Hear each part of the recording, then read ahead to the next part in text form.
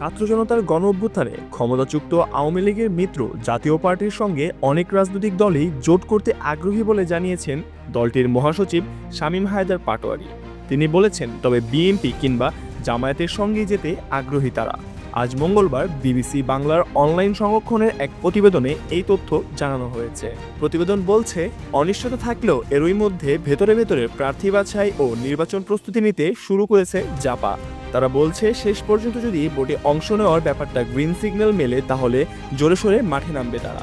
জাতীয় পার্টির মহাসচিব শামীম হায়দার পাটোয়ারী বলেন, জোটবদ্ধ নির্বাচনে অংশ নিলে সেক্ষেত্রে জাতীয় পার্টিরও যেমন আসন সংখ্যা বাড়বে, তেমনি যে দলের সাথে জোট হবে তাদেরও আসন ও ভোট বাড়বে।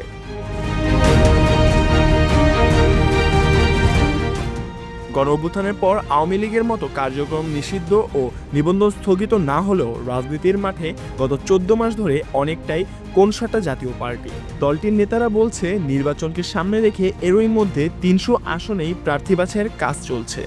কোনো আসনে প্রার্থী তালিকা চূড়ান্ত করা হয়েছে, যার নেতৃত্ব দিচ্ছে দলীয় চেয়ারম্যান GM কাদের। শামীম হায়দার পাটোয়ারী বলেন, প্রার্থী চূড়ান্ত করতে পার্টির চেয়ারম্যান অনেকের সাথে কথা বলেছেন।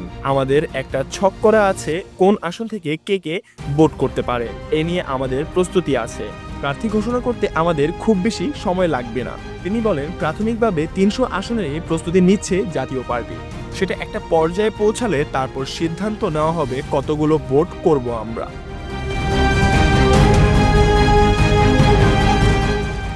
2008 সালের নবম জাতীয় সংসদ নির্বাচন থেকে 2024 সালের নির্বাচন পর্যন্ত আওয়ামী লীগের সাথে কখনো জোটবদ্ধ, কখনো বা আসন সমঝোতা করে নির্বাচনে অংশ নিয়ে আসছিল জাতীয় পার্টি।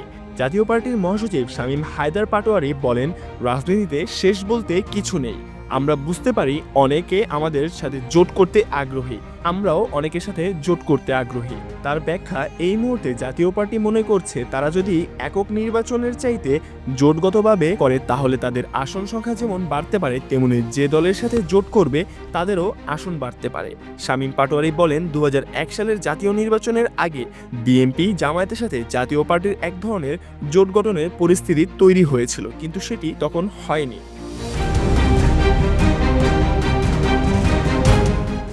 এবারের নির্বাচনে জাতীয় পার্টি বিএনপি বা জামায়াতের সাথে জোট করতে আগ্রহী জানিয়ে জাতীয় পার্টির মহাসচিব বলেন, সেটি কতখানি বাস্তব তা নিয়ে ধোঁয়াশা আছে, তবে শেষ পর্যন্ত তা নির্ভর করবে তফসিল ঘোষণার পর রাজনৈতিক পরিবেশ কেমন থাকে তার উপর। রহমান আলমগীর সিয়াম, আজাদ ডেস্ক।